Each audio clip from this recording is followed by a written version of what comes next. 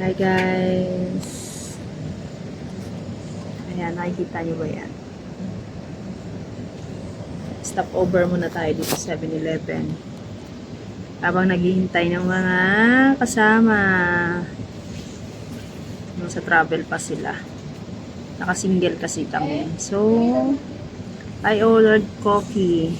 Ayan, salted caramel. Ayan natin kung masarap. Tikman natin. Sakto lang. Saktong tapang na may creamy. Diba? Parang wala akong nalasahang asin. Walang alat. Walang alat ang buhay. Natawa siya.